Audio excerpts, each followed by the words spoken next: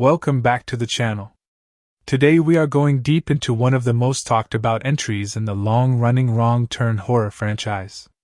Wrong Turn 6, Last Resort, stylized on screen as Wrong Turn 6, is a 2014 American slasher horror film and the sixth installment in the entire Wrong Turn film series. Now before we get into the details, let me tell you where this film comes from and who made it, because that is the foundation of everything you need to understand about this movie. This film was directed by Valery Milov, a Bulgarian-born filmmaker who had previously worked in the horror and action space. The screenplay was written by Frank H. Woodward, and the film is based on the original characters created by Alan B. McElroy, who first brought this universe to life back in 2003 with the very first Wrong Turn. The film was produced by Jeffrey Beach and Philip Roth, with production companies including Constantine Film, Summit Entertainment, and Regency Enterprises, and it was distributed by 20th Century Fox Home Entertainment. The film had a budget of approximately $1 million, which is extremely low even by straight-to-video horror standards, and yet the production team managed to deliver a film that looks considerably better than what that budget suggests on paper. Now let us talk about where this movie was actually made, because this is a detail a lot of people do not know. Despite being set in the deep forests and mountains of West Virginia in the United States, the actual filming of Wrong Turn 6, Last Resort took place entirely in Bulgaria. Shooting was reported to have commenced in March 2014 in Sofia, Bulgaria. The European forests and mountainous terrain of Bulgaria were used to replicate the Appalachian wilderness of West Virginia, and for most viewers watching the film, the substitution is seamless. Bulgaria has become a popular filming destination for low-budget American horror and action productions because of its cost efficiency, experienced local crews, and visually versatile natural landscapes. This was a deliberate production decision that allowed the filmmakers to stretch every dollar of that $1 million budget as far as possible. Plot details. Now let us get into the full story of the film, and I am going to walk you through it in detail. The film opens with two bikers, a young woman named Daria and her boyfriend Nick, who ride deep into the Hobbs Springs Bike Trail, a remote wooded area in the West Virginia hills. They discover a small natural watering hole hidden in the forest and decide to stop and enjoy themselves. What they do not know is that they are being watched from the darkness by Three Finger, one of the mutant cannibalistic hillbillies who has haunted this franchise since the very beginning. After their time at the spring, the two begin biking again, and Nick suddenly falls off his bike.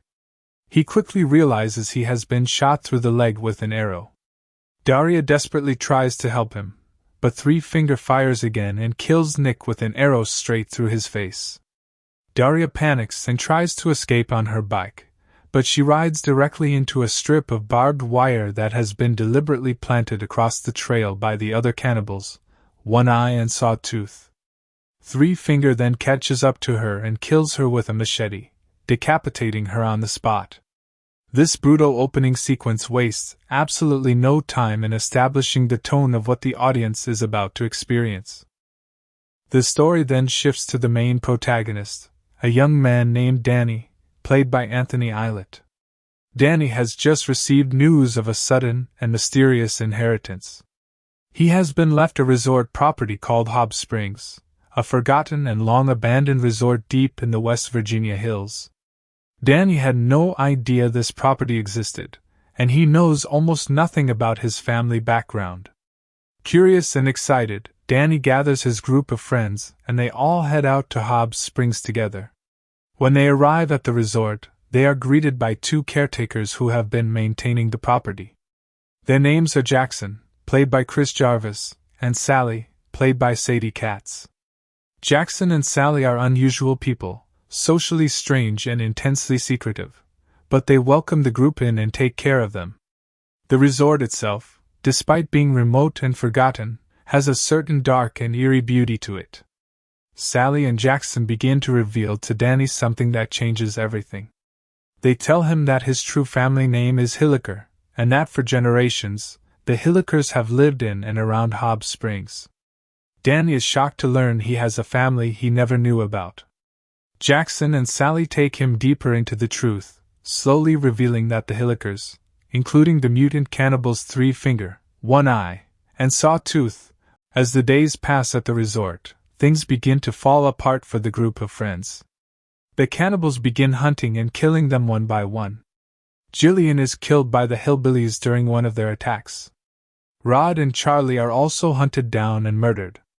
Jackson takes Danny out into the woods under the pretense of a hunting trip, and while they are out there, a sheriff who has come to investigate disappears in the area and is killed by Three Finger. Meanwhile, Sally is actively trying to seduce Danny and pull him away from Tony and his old life. Jackson and Sally want Danny to fully embrace his Hilliker identity and take his place as the true heir of the family. They want him to abandon his friends, accept the cannibalistic traditions of his bloodline, and become the leader of the clan. Danny is genuinely torn between two worlds. On one side is his old life, his friends, his girlfriend Tony, and the moral code he has always lived by. On the other side is the pull of blood, belonging, and the dark legacy of the Hilliker family. As the violence escalates and more of his friends are killed, Danny reaches a breaking point. The film builds toward a climactic confrontation where Danny must make his final choice. In the ending, Danny ultimately sides with his monstrous family. He turns against Tony and embraces the Hilliker way of life, choosing blood over love and legacy over morality.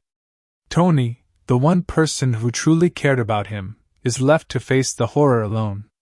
It is a dark and genuinely unsettling conclusion that sets Danny up as a villain rather than a hero, which was a bold cast.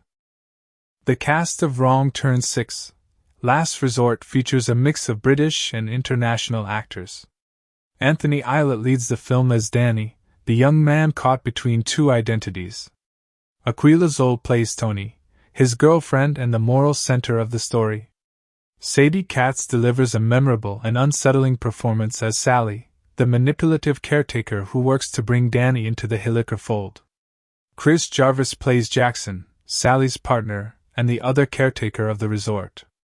Joe Gamanara and Roxanne Pallett appear in supporting roles, with Pallett being one of the more recognizable names in the cast due to her work in British television.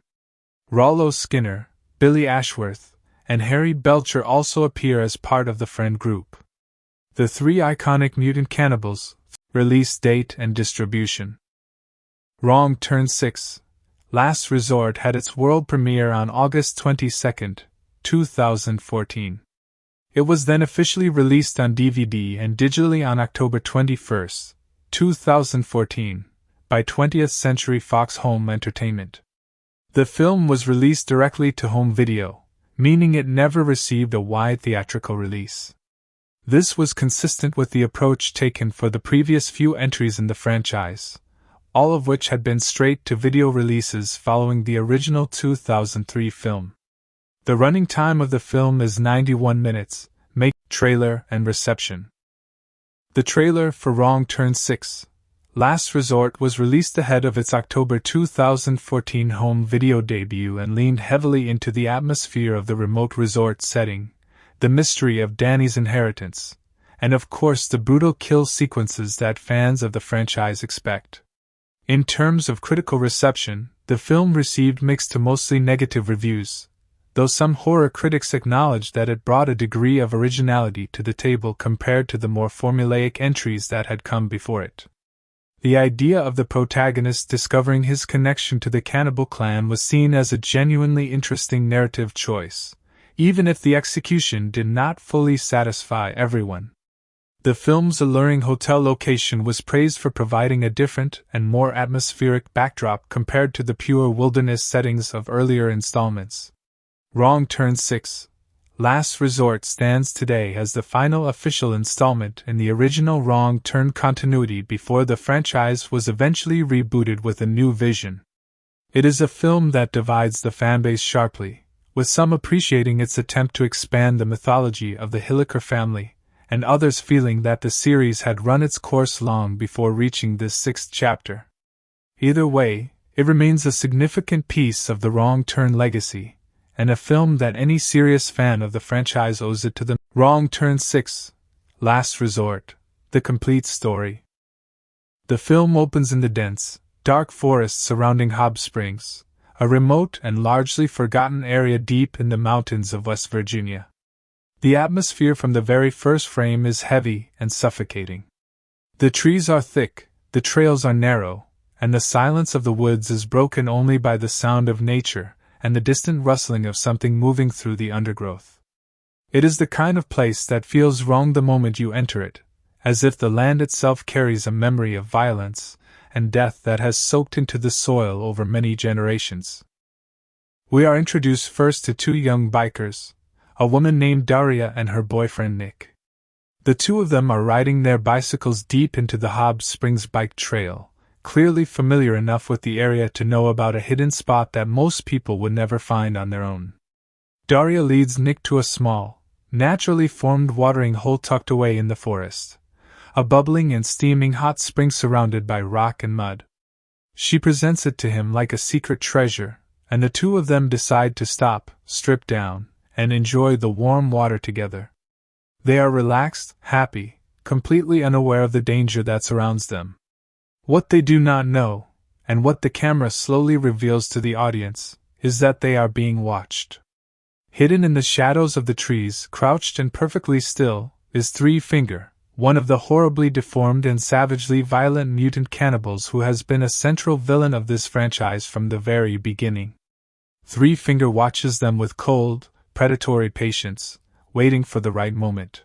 After their time at the spring, Daria and Nick get back on their bikes and begin riding again through the trail. Everything seems fine for a brief moment. Then Nick suddenly crashes and falls from his bike. He looks down and sees that an arrow has been shot clean through his leg. The pain is immediate and overwhelming. Daria jumps off her bike and rushes to help him, panicking and trying to figure out what to do. Before she can do anything meaningful, Three Finger fires again from somewhere in the trees. The second arrow flies through the air and strikes Nick directly through his face, killing him instantly. Daria screams and abandons her bike, running through the forest in sheer terror, trying to put as much distance between herself and the unseen attacker as possible. But the forest is not on her side. As she runs, she suddenly hits a wire and is thrown to the ground. She looks up and realizes that a long strip of razor-sharp barbed wire has been deliberately stretched across the trail at neck height, placed there by the other cannibals, One Eye and Sawtooth, who have been waiting and preparing the trap. She is badly injured from the wire. As she struggles to get up and keep moving, Three Finger closes in behind her. He raises his machete and brings it down with brutal force, decapitating her completely. The opening sequence ends there, fast and merciless, establishing without any doubt that the world of this film is one where death is always close and always savage. The story then moves away from the forest and introduces us to the film's central character, a young man named Danny. Danny is living what appears to be a relatively ordinary life. He has a girlfriend named Tony, a woman who is warm, grounded, and clearly devoted to him. He has a close group of friends including Brian and Brian's girlfriend Jillian, as well as three other friends named Vic, Rod, and Charlie. On the surface, Danny seems like a regular young man with nothing unusual or dark about him. But then something unexpected happens that changes everything. Danny receives notification of an inheritance. Someone has left him a property, and not just any property. He has been bequeathed an entire resort called Hob Springs, a large and once grand establishment located deep in the West Virginia mountains. Danny is completely blindsided by this news. He has no memory of any family. Danny decides to gather his friends and make the trip out to Hob Springs to see what he has inherited. The group loads up and drives out into the mountains, the landscape growing wilder and more remote with every mile they travel. When they finally arrive at Hob Springs Resort, they find a property that is large, aging, and strangely beautiful in a dark sort of way. It is not in ruins, but it has clearly not been an active resort for a very long time. They are greeted at the resort by two caretakers who have been living there and maintaining the property. The first is Jackson, a tall and physically imposing man who is socially awkward and speaks with a strange intensity. The second is Sally, a woman who is immediately striking in her appearance and behavior. Sally is seductive and manipulative almost from the very first moment she appears, with an energy that feels dangerous beneath the surface pleasantness. Jackson and Sally welcome the group in, though it is clear from their body language and expressions that they were not entirely expecting so many guests. They had anticipated Danny, but the full group is more than they planned for. Nevertheless, they accommodate everyone and show them around the property. The resort has rooms, grounds, a pool, and enough space for everyone to settle in. On the surface, it feels like the beginning of an unusual but potentially exciting adventure. The friends begin to relax and explore the property. Vic, Rod, and Charlie take to the pool and the outdoor areas, drinking and enjoying themselves. Tony settles in and begins to get comfortable. Brian and Jillian find their own space and privacy within the resort. Danny, meanwhile, is pulled aside by Jackson almost immediately. Jackson begins to talk to Danny in a way that is careful and deliberate, clearly working toward revealing something important. He does not say everything at once. He holds back, feeds Danny information slowly, watching how Danny reacts to each piece of the truth before deciding how much. Meanwhile, the cannibals in the woods are already aware that new people have arrived at Hobbs Springs. Three Finger, One Eye, and Sawtooth have been living in the forest surrounding the resort for as long as anyone can remember. They are not random creatures. They are connected to the resort and to the land in a way that goes deeper than simply having chosen the area as their hunting ground.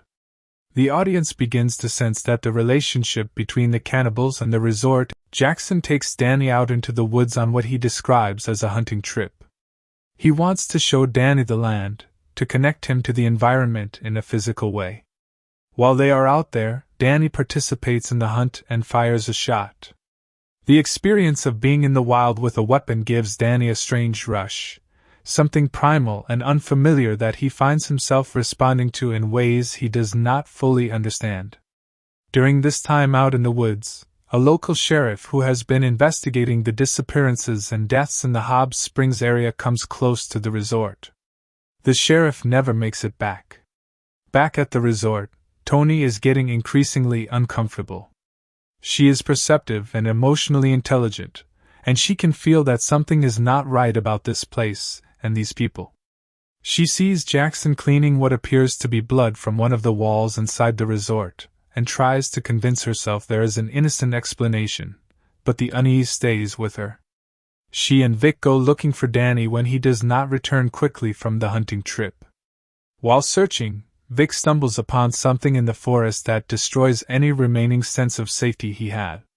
He sees Sawtooth in a clearing, crouching over a body and devouring human flesh with complete and savage indifference.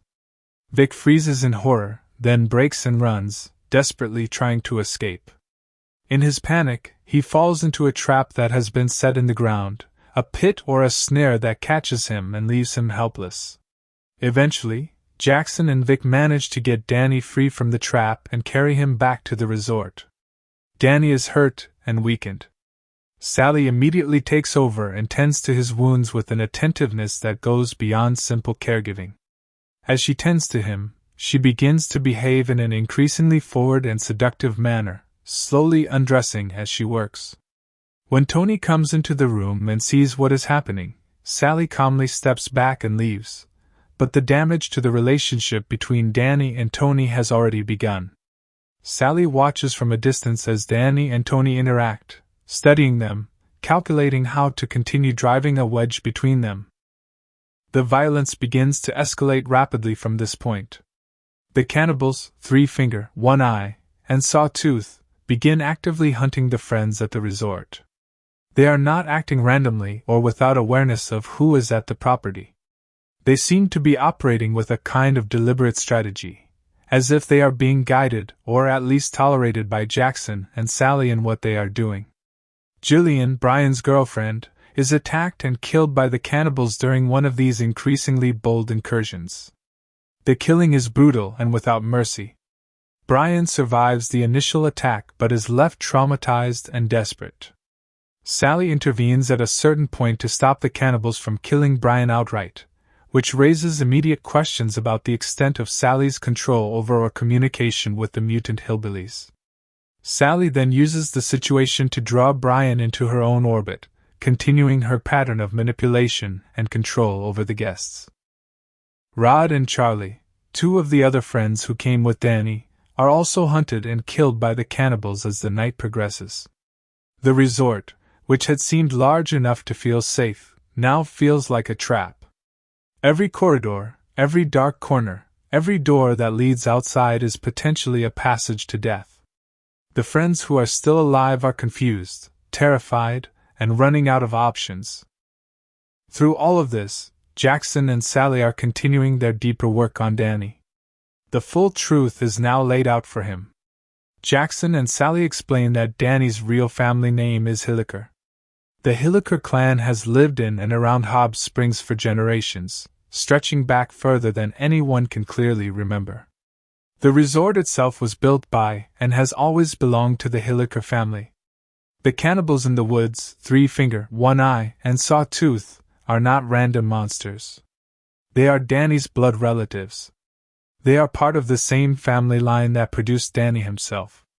The cannibalism, the violence, the hunting of outsiders, all of it is not mere savagery. According to Jackson and Sally, it is tradition.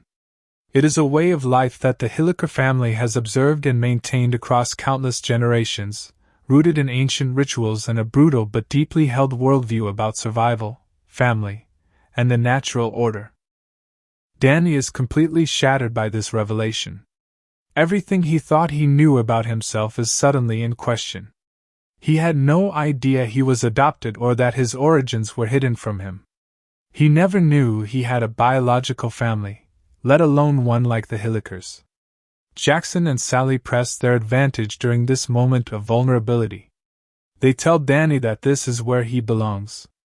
That the life he was living before was not truly his. That his real identity, his true self, is here at Hobbs Springs with his blood family. Tony, watching all of this unfold, becomes increasingly desperate. She can see that Danny is changing, that the influence of Jackson, Sally, and the dark atmosphere of Hobbs Springs is getting inside his head and pulling him somewhere she cannot follow. She tries to reach him, tries to remind him of who he is and what they have together, tries to make him see that what Jackson and Sally are offering him is not belonging but destruction. But the pull of the Hilliker identity is strong, and Danny is struggling to resist it. The combination of the mysterious inheritance, the revelation of his true origins, the constant presence of Sally's manipulation, and the primal environment of Hobbs Springs itself is working on him in ways that, as the remaining friends are picked off one by one and the resort becomes more and more soaked in blood and horror, Danny reaches his final moment of decision. The film builds toward this confrontation with genuine tension. On one side stands Tony, representing Danny's humanity, his love, his connection to the world he came from. On the other side stand Jackson, Sally, and the Hilliker legacy, representing blood, belonging, ancient tradition, and a terrifying but undeniable sense of identity. Danny makes his choice. He sides with the Hillikers. He turns his back on Tony and the life he had before. He fully embraces his role as the heir of the Hilliker clan, the true owner of Hobbs. Tony is left devastated and alone, surrounded by the horror of what Hobbs Springs truly is, with no allies left and no clear path to survival.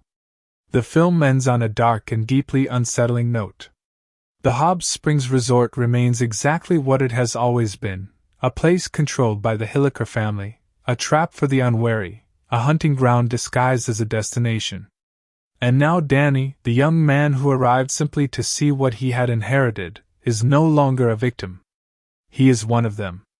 The cycle continues, and the darkness of the Hilliker bloodline rolls forward into the future. Here is the complete and detailed life history of all the main actors of Wrong Turn 6, Last Resort, 2014. The Lives Behind the Faces, cast of Wrong Turn 6, Last Resort.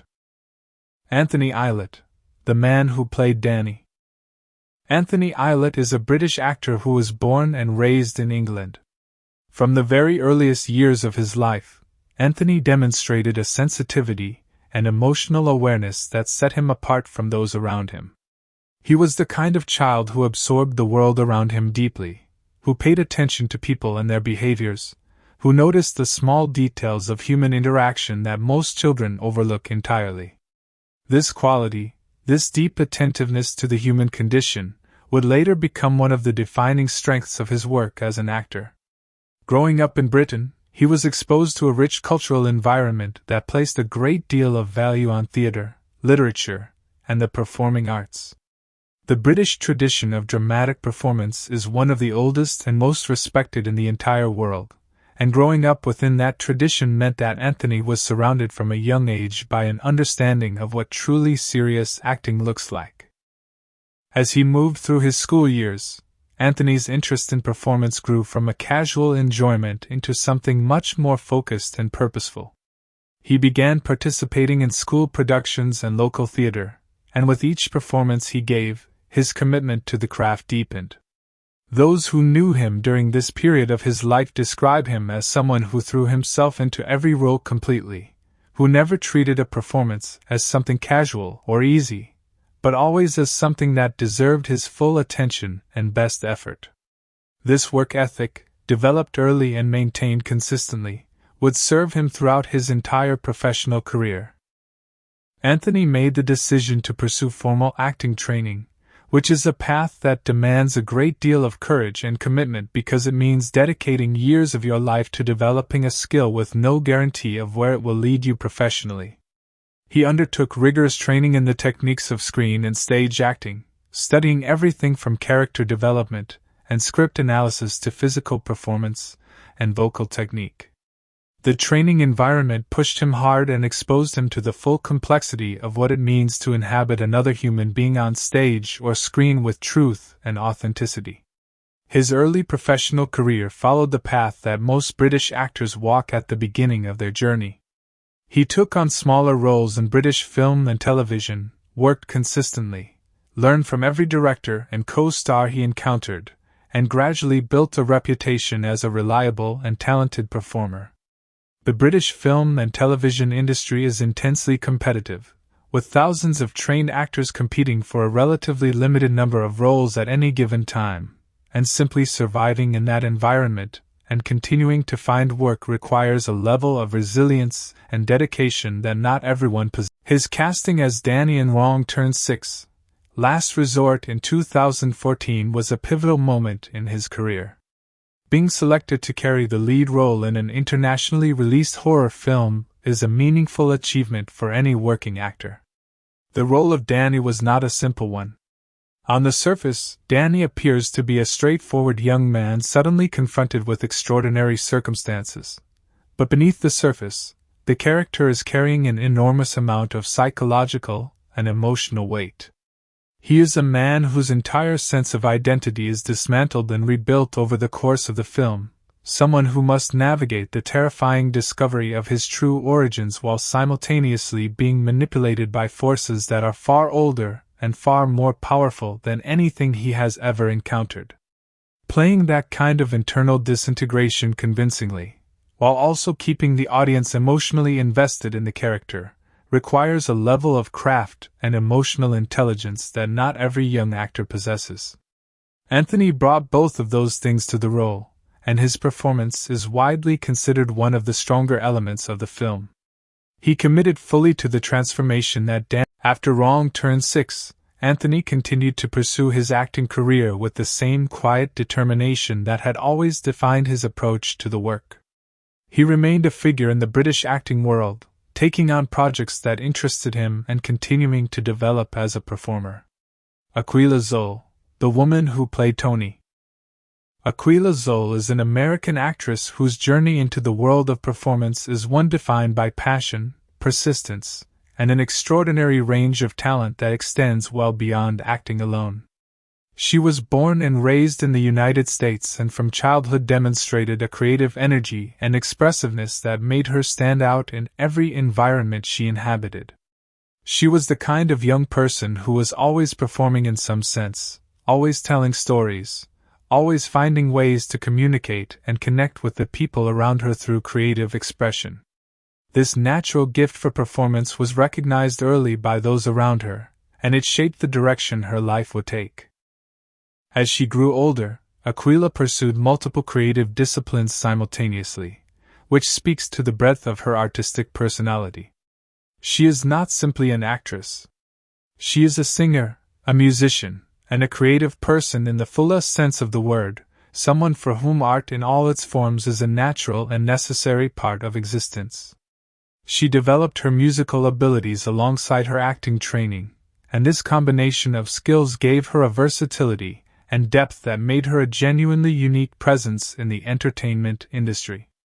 In the American entertainment landscape, where so much emphasis is placed on, her acting career developed through a combination of formal training and practical experience.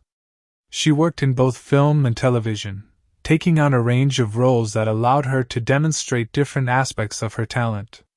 She has always been drawn to characters with substance, women who are complex and emotionally real rather than simply decorative or functional. This preference for meaningful roles reflects a seriousness about the craft that has been consistent throughout her career. She is someone who approaches every character she plays with genuine curiosity and a desire to understand that person from the inside out rather than simply presenting. Her casting as Tony in Wrong Turn 6, Last Resort placed her in the role of the moral anchor of the entire film. Tony is the character through whose eyes the audience experiences the growing horror of Hobbs Springs, and she is also the emotional heart of the story in a way that is easy to overlook given how much visual spectacle surrounds her. Tony is a woman who loves Danny deeply and who is intelligent enough to see what is happening to him long before he is able to see it himself. She is not a passive victim.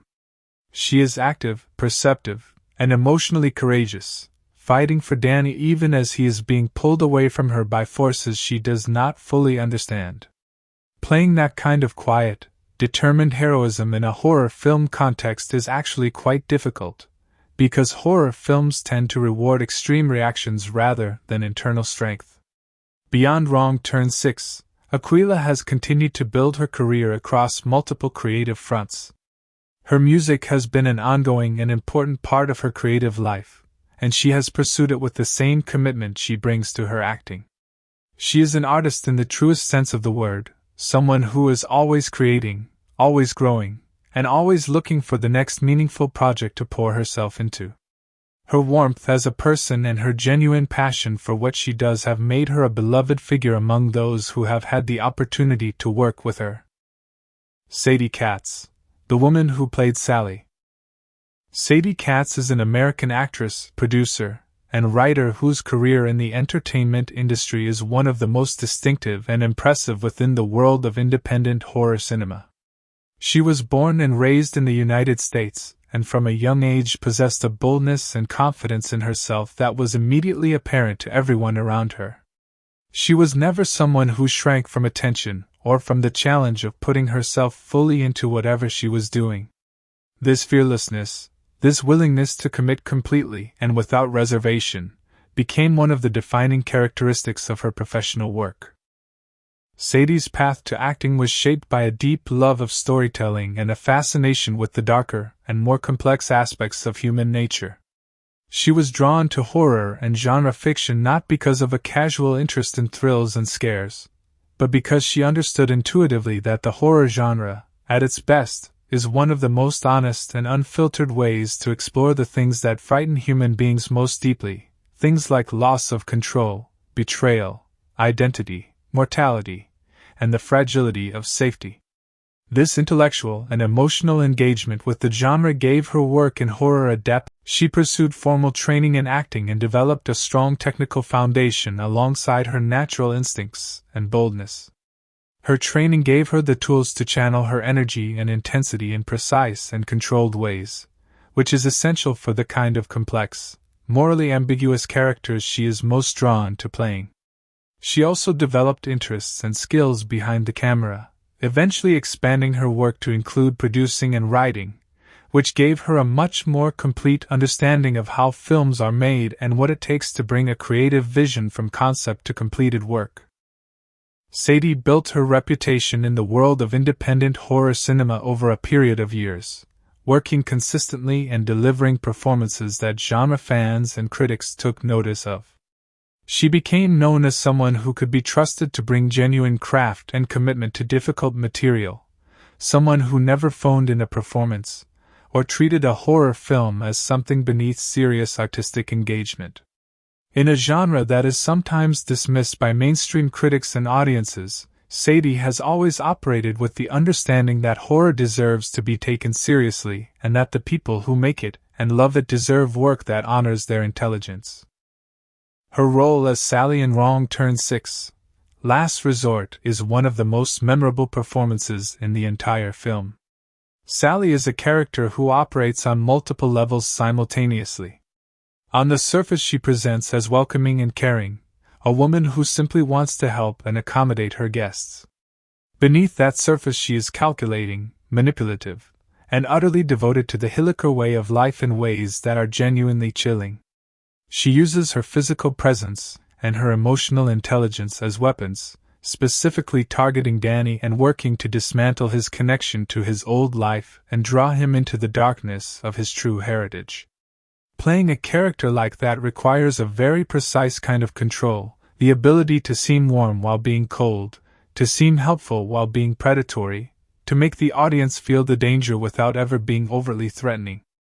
Sadie executed all of that with remarkable skill and created a villain who is unsettling in a way that lingers long after the film ends. Beyond Wrong Turn 6, Sadie Katz has continued to be one of the most active and respected figures in independent horror cinema. She has taken on numerous roles across a wide range of horror films, consistently delivering work that demonstrates her range and her deep commitment to the genre. She has also continued to develop her work as a producer and writer, bringing her creative vision to bear on projects from multiple angles. She is someone who is deeply embedded in the horror community and who gives back to it constantly through her work, her enthusiasm, and her willingness to support emerging filmmakers and fellow actors.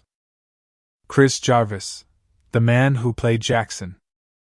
Chris Jarvis is a British actor whose career spans both theatre and screen and whose work is characterized by a quiet intensity and a remarkable ability to inhabit characters who exist in morally complex spaces. He was born and raised in Britain and grew up with a strong connection to the performing arts that was nurtured through his education and his early exposure to theatre. The British theatrical tradition runs very deep in the culture, and growing up within it gave Chris a foundational respect for the craft of acting that has remained with him throughout his entire career. Chris pursued his passion for acting through formal training, developing a strong technical foundation in both classical and contemporary performance techniques. His training gave him an understanding of character that goes beyond surface presentation, an ability to build a fully realized human being from the inside out rather than simply presenting a series of behaviors and reactions.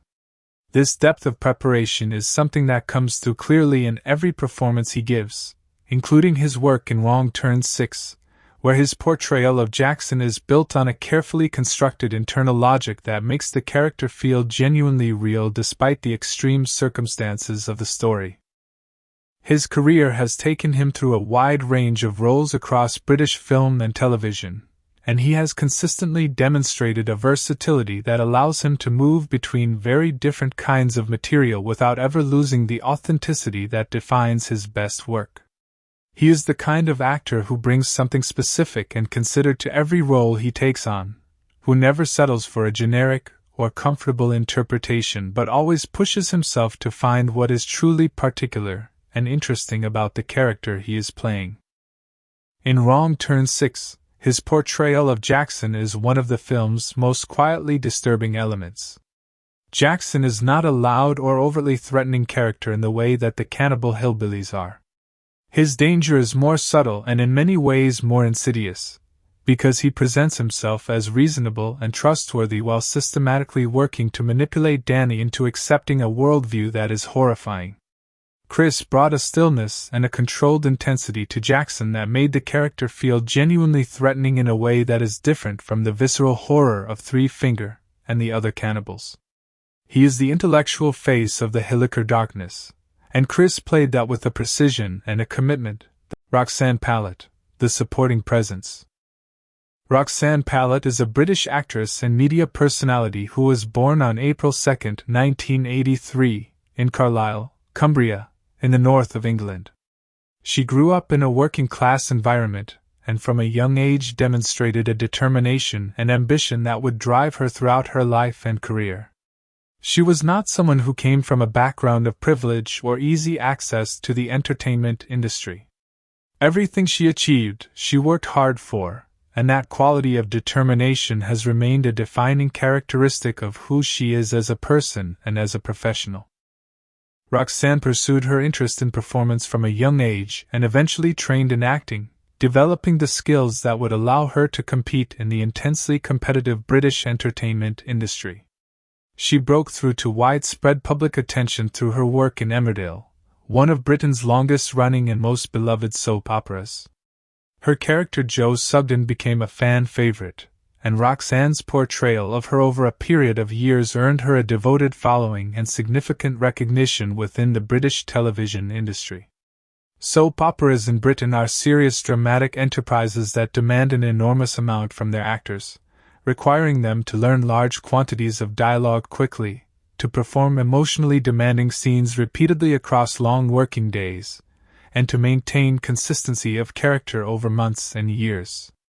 The discipline. After leaving Emmerdale, Roxanne pursued a broader range of projects across film and television, looking for opportunities to demonstrate range and take on roles that were different from the work she had become known for on the soap opera. Her appearance in Wrong Turn 6, Last Resort in 2014 was part of this period of her career, a time when she was actively expanding her presence in different genres and different types of production.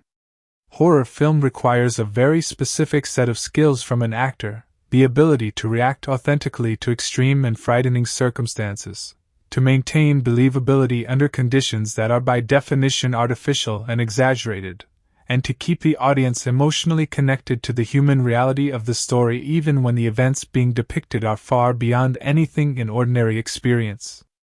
Roxanne brought her considerable experience and professionalism to her role in the film, and contributed meaningfully to its overall atmosphere. Beyond her acting career, Roxanne has also pursued work in radio presenting and other areas of the media, demonstrating a versatility and a willingness to explore different creative avenues that reflects her broader ambition and energy. Her life and career have had their share of public challenges and controversies, particularly in the later years of the 2010s, but through all of it she has continued to work and to demonstrate the resilience that has always been one of her most defining qualities. Joe Gamanara, the supporting actor. Joe Gamanara is a British actor whose work spans film, television, and theatre and whose career is built on a foundation of serious dramatic training and a genuine commitment to the craft of performance. He grew up in Britain with an early love of storytelling and performance that led him to pursue formal training in acting at a high level. His theatrical background is strong, and the discipline and precision that comes from serious stage work is evident in everything he does on screen as well. Joe has worked across a wide range of projects throughout his career, taking on roles in both mainstream and independent productions and consistently demonstrating a thoughtfulness and specificity in his characterizations that marks him as an actor of genuine quality. He approaches each role he takes on with careful preparation and a desire to bring something. His work in Wrong Turn 6, Last Resort gave him the opportunity to work within the horror genre, a space that he approached with the same seriousness and commitment he brings to any other kind of material. He understood that horror at its best is a genre that demands genuine emotional truth from its performers, and he brought that truth to his work in the film. The Bulgarian cast, Three Finger, One Eye, and Sawtooth. One of the most interesting and often overlooked aspects of Wrong Turn 6, Last Resort is the fact that the three iconic cannibal villains of the franchise, Three Finger, One Eye, and Sawtooth, were portrayed in this film by Bulgarian actors rather than American or British ones. This was a direct result of the decision to film the entire production in Bulgaria. The actors who portrayed these characters, Asen Asanov, Radoslav Parvanov, and Danko Jordanov, are working professionals within the Bulgarian film and television industry, an industry that has a longer and richer history than many Western audiences are aware of. Bulgaria has a strong tradition of film production stretching back decades, and its actors are trained in rigorous classical traditions that give them a solid technical foundation. The three Bulgarian actors who took on the roles of the cannibal hillbillies brought a physical commitment and a fearless energy to the performances that was essential for making those characters work. Portraying a character like Three Finger requires not just physical endurance and the ability to work under heavy prosthetic makeup for long periods, but also a genuine ferocity and animalistic presence that cannot be faked. The performance has to come from somewhere real inside the actor, from a willingness to abandon self-consciousness completely and inhabit something genuinely threatening and inhuman. Their work in the film is a testament to the quality of acting talent that exists in Eastern Europe and to the value of international collaboration in filmmaking. The fact that the most iconic characters of the Wrong Turn franchise were brought to life in this installment by actors from Bulgaria speaks to the truly global nature of modern film production and to the ability of skilled performers anywhere in the world to contribute meaningfully to stories that reach audiences everywhere. That is the complete life history of the cast of Wrong Turn 6, Last Resort.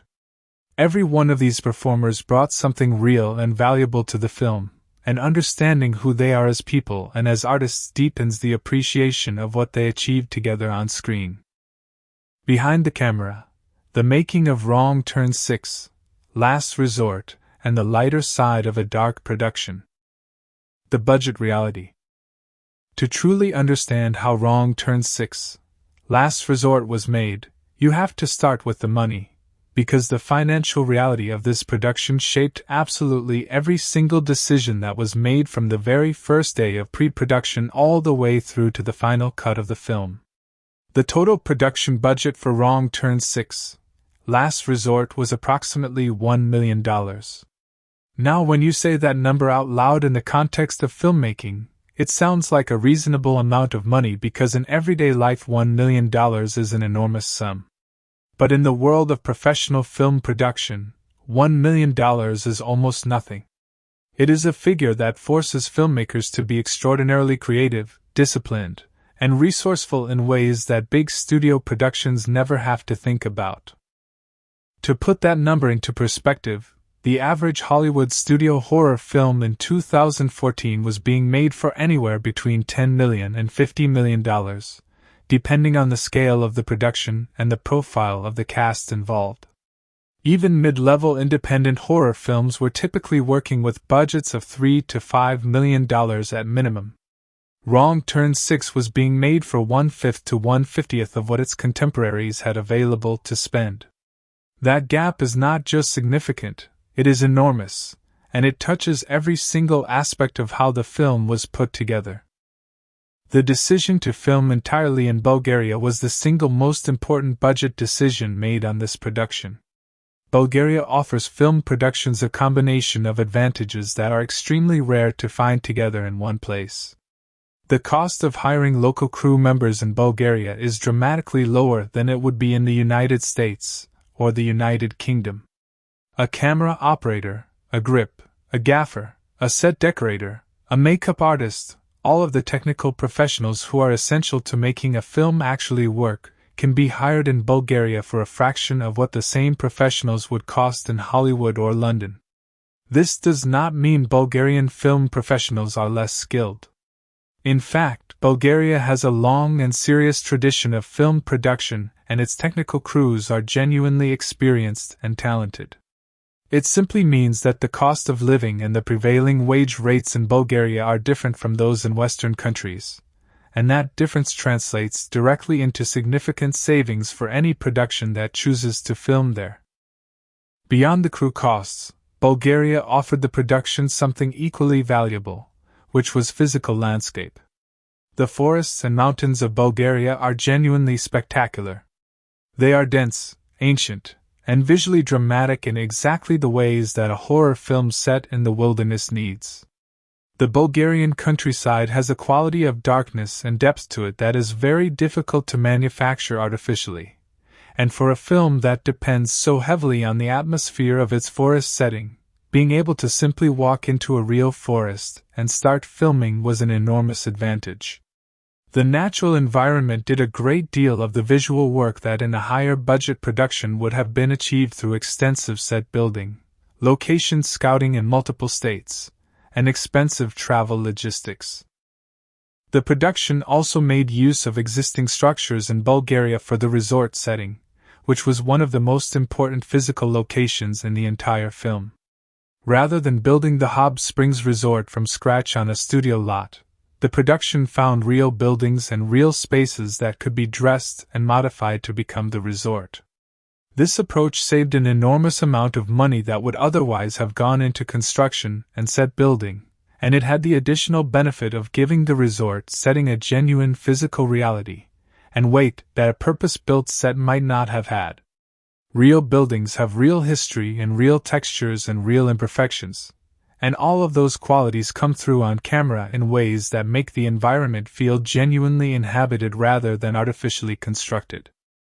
The cast was assembled with a careful eye toward finding talented actors who were at a stage in their careers where they were willing to take on a project like this for the opportunity and the experience it represented rather than for a large financial reward. This is a common and honest approach in independent film production. Many of the actors in Wrong Turn 6 were working professionals who had solid credits and real talent but who were not yet at a level of fame or demand that would have made their participation financially impossible for a $1 million production. Anthony Aylett, Aquila Zoll, and Chris Jarvis all fell into this category, genuinely skilled performers who brought real craft to the work and who saw the opportunity to lead or co-lead an internationally distributed horror film as worth the financial compromise involved in working on a low-budget production. The makeup and prosthetics work on the cannibal characters, Three Finger, One Eye, and Sawtooth, represents one of the areas where the budget constraints were most creatively managed. Creating convincing deformed and monstrous characters on screen without spending a fortune is genuinely difficult. The approach taken was to rely primarily on practical makeup effects rather than digital visual effects, partly because practical effects are in many ways better suited to this kind of work and partly because practical effects, while expensive, can be more cost-effectively managed than extensive post-production digital work when you are working with a skilled and experienced makeup team. The makeup artists on the production worked long hours to create the prosthetics and appliances that transformed the Bulgarian actors portraying the cannibals into the iconic monsters that fans of the franchise recognize, and the results were widely acknowledged as an improvement over the previous installment in the series. The shooting schedule was tight in the way that all low-budget film productions demand. Every day of filming costs money, and on a production with a $1 million budget, there is absolutely no room for delays, overruns, or inefficiency. The cast and crew worked fast, made decisions quickly, and maintained a pace of production that would have been considered intense even on a much more generously funded project. Director Valery Milev had experience working in these kinds of conditions, and his ability to make quick creative decisions without sacrificing the visual quality of what ended up on screen was essential to the production finishing on time and within budget. The film ultimately grossed $1 million in combined DVD and Blu-ray sales in North America alone, which means it effectively recouped its entire production budget through home video sales without even accounting for international sales, digital distribution revenue, or any other revenue streams. For a straight-to-video horror film made for that amount of money, that is actually a genuinely successful financial outcome, and it speaks to the enduring appeal of the Wrong Turn franchise and the dedicated fanbase that has supported it across all 6 installments. The making of the film, on-set reality. Filming began in March 2014 in Bulgaria, and from the very first day the production had a particular kind of energy that anyone who has worked on a low-budget film in an unfamiliar country will immediately recognize. There is something about that combination of limited resources, international crew, remote location, and shared creative purpose that creates an atmosphere on set that is completely unlike anything you find on a big studio production. Everyone knows they are working with less than they ideally need. Everyone knows the schedule is tight and the margin for error is small. And paradoxically, that shared understanding of the challenge tends to bring people together rather than drive them apart. The Bulgarian forests where much of the outdoor filming took place were genuinely beautiful but also genuinely challenging as a working environment. The terrain was uneven, the ground was often muddy or slippery, and carrying heavy camera equipment and lighting gear through dense woodland is physically demanding work regardless of how experienced you are. The crew adapted quickly and developed a rhythm of working together that allowed them to move efficiently through the forest and capture the footage they needed without losing too much time to the practical difficulties of the environment. Working in Bulgaria presented the cast with an interesting cultural and linguistic experience. The majority of the principal cast members were British or American, while much of the crew was Bulgarian, and the production operated in a fascinating multilingual environment where English and Bulgarian were constantly mixing and where communication sometimes required creative solutions. Director Valery Milev, being Bulgarian himself, was perfectly placed to bridge these two worlds, moving fluidly between languages and cultures and keeping everyone on the same page creatively regardless of where they came from. The 3 Bulgarian actors playing the cannibal characters spent extraordinary amounts of time in the makeup chair each day before filming could begin. The process of applying the prosthetics, the artificial skin textures, the distorted facial features, and all of the other elements that went into creating 3-finger, 1-eye, and saw-tooth was long, uncomfortable, and demanding. These actors would arrive on set hours before the rest of the cast to begin their transformation, sitting still while makeup artists carefully built up the layers of the characters' faces over their own. By the time the cameras were ready to roll, these actors had already been working for hours and were wearing heavy, hot, and physically restrictive prosthetics that limited their movement and made simple things like eating and drinking significantly more complicated than usual. The physical demands on the actors playing the cannibals did not stop with the makeup. The cannibal characters move and behave in extreme and animalistic ways, running through dense forest, climbing, crawling, attacking, and performing elaborate stunt sequences, all while wearing full prosthetic makeups that were not designed with physical comfort as a priority. The combination of the physical demands of the performance and the discomfort of the makeup created a working experience for these actors that was genuinely grueling, and the commitment they showed in delivering energetic and convincing performances under those conditions reflects very well on their professionalism. The funny side, lighter moments on a dark set. Now this is the part of the story that does not get talked about enough, because when people think about a horror film set, they tend to imagine a dark and serious environment where everyone is constantly focused on creating fear and dread. And while that seriousness certainly exists when the cameras are rolling and the work is being done, what actually happens between takes and around the edges of the filming day on a horror set is very often the opposite of dark and frightening. Horror film sets, perhaps precisely because the material being dealt with is so extreme and intense, tend to generate some of the most genuinely funny and absurd behind-the-scenes moments in all of filmmaking. One of the richest sources of humor on the set of Wrong Turn 6 was the makeup process for the cannibal actors. Imagine spending 3 to 4 hours every single morning sitting completely still while someone applies layers of latex, foam, and paint to your face and body, transforming you from a normal human being into a horrifying deformed monster. By the time the process is complete, you look genuinely terrifying. And then you stand up, fully in character as a monstrous cannibal hillbilly, and you ask someone to please pass you a cup of coffee or help you find your phone because your prosthetic fingers make it impossible to operate a touch screen. The contrast between the appearance and the perfectly ordinary human request is the kind of thing that breaks everyone on set into laughter every single time, no matter how many times it happens. The Bulgarian actors playing the cannibals reportedly developed a habit of wandering around the set between takes fully in their monster makeups, which sounds completely normal until you remember that the set was partly located in and around real buildings and real outdoor spaces in Bulgaria. Local people in the area who were not part of the production would occasionally encounter one of these fully made-up cannibal characters walking around casually, looking at their phone or eating a sandwich, and the reactions this produced were reportedly spectacular. People who had no idea a film was being made in the area would see what appeared to be a hideously deformed creature going about perfectly mundane business, and the gap between the monstrous appearance and the completely ordinary behavior was a source of enormous amusement for the cast and crew who witnessed the encounters. Working in the forest brought its own category of unexpected comedy.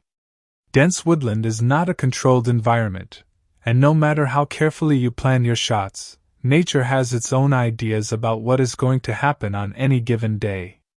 During filming in the Bulgarian forest, the cast and crew dealt with all manner of wildlife interruptions, unexpected weather changes, and the particular kind of chaos that comes from trying to maintain the intense atmosphere required for horror filming while simultaneously dealing with the completely indifferent reality of the natural world around you. A perfectly executed dramatic scene would sometimes be interrupted by an animal moving through the shot, or by a sudden change in the light as clouds shifted overhead, or by some completely unpredictable natural event that no one had planned for and that required everyone to stop, reassess, and find the humor in the situation before they could carry on. The scenes involving the barbed wire, which appear early in the film during the deaths of Daria and Nick, required extensive safety preparation and careful coordination between the actors, the stunt coordinators, and the camera crew.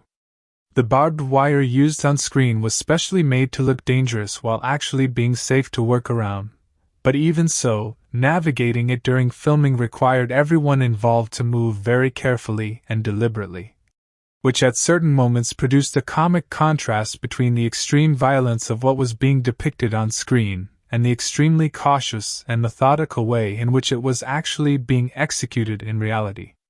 There is something inherently funny about watching people very carefully and slowly work their way through a scene that on screen will appear to be fast, chaotic, and terrifying. Sadie Katz, who played the manipulative and seductive Sally, was by all accounts one of the most energetic and funny presences on set between takes. Actors who play villains often develop a particular kind of dark humor about their characters that becomes a coping mechanism and a source of camaraderie on set. Sadie is known for her wit and her ability to find the absurd in any situation, and her habit of switching between the cold and calculating Sally and her own warm and comedic personality the moment the director called cut was reportedly a constant source of entertainment for everyone around her. The contrast between watching someone deliver a genuinely chilling and manipulative performance, and then immediately burst into laughter and start making jokes the moment the scene ended was something that the rest of the cast and crew never entirely got used to, no matter how often it happened. Anthony Eilert, carrying the enormous responsibility of being the lead of the film and being present in virtually every significant scene, dealt with the pressure of that role partly through the kind of quiet, dry humor that is very characteristic of British performers. The British tradition of understatement and self-deprecating humor is something that comes out very naturally in high-pressure working environments, and Anthony's ability to make people laugh with a perfectly timed quiet observation in the middle of a difficult shooting day made him a beloved figure among the crew. When a shot was not going well or when the technical challenges of a particular scene were proving especially frustrating, Anthony could often diffuse the tension with a single perfectly delivered dry comment that reminded everyone that despite how seriously they were all taking their work, there was something fundamentally absurd and wonderful about what they were all doing together. The language barrier between the English-speaking cast and the Bulgarian crew produced moments of genuine comedy throughout the production. Film is a technical art form with its own specialized vocabulary, and that vocabulary does not always translate directly between languages. There were moments when a direction or a technical instruction would be communicated through a combination of words, gestures, facial expressions, and demonstrations that had everyone on set laughing at the creativity and ingenuity required to get the point across. These moments of cross-cultural communication, while sometimes frustrating in the moment, almost always ended with everyone on the same page and usually with everyone laughing about the journey it had taken to get there.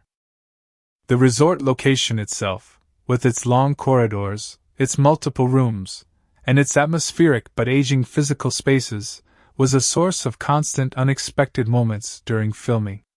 Old buildings have a character and a life of their own, and the building used for the Hobbs Springs Resort interiors had plenty of both. Doors that were supposed to open smoothly for a shot would stick. Floors that looked solid would creak dramatically at the worst possible moment during a quiet and tense scene.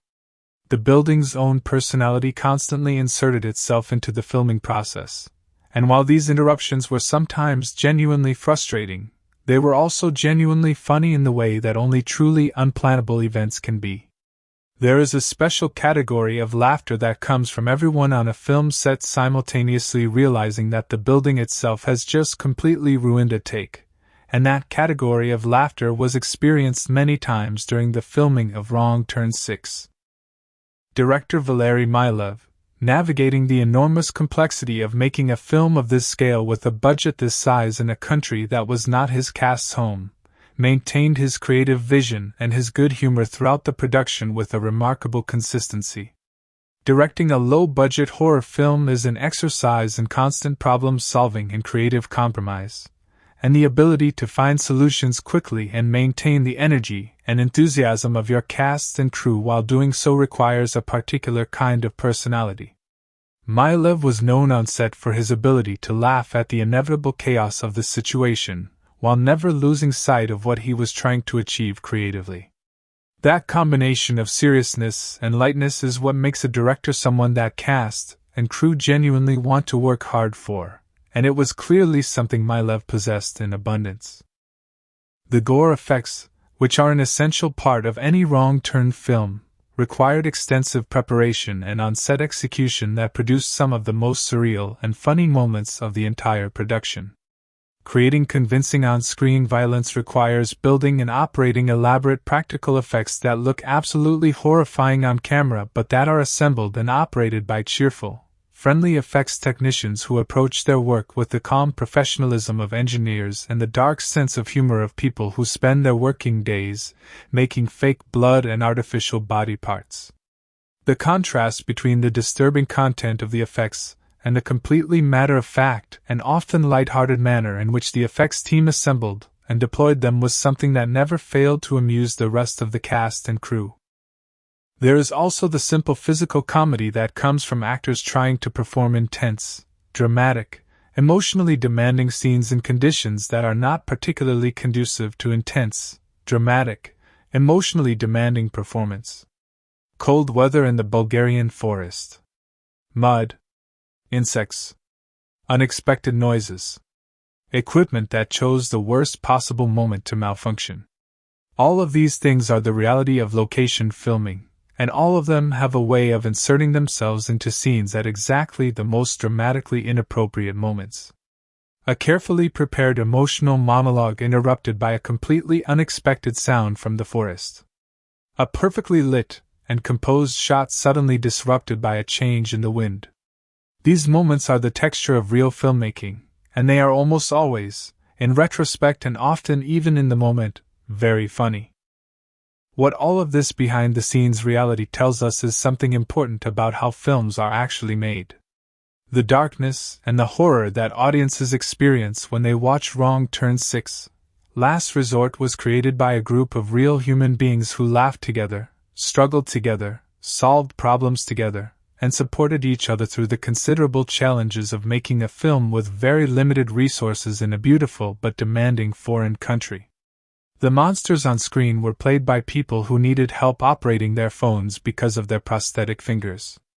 The villain was played by someone who made everyone laugh the moment the cameras stopped rolling. The hero was played by a quietly funny British man whose dry observations kept everyone sane on difficult days. And all of it was held together by a director who never stopped believing in what they were making together.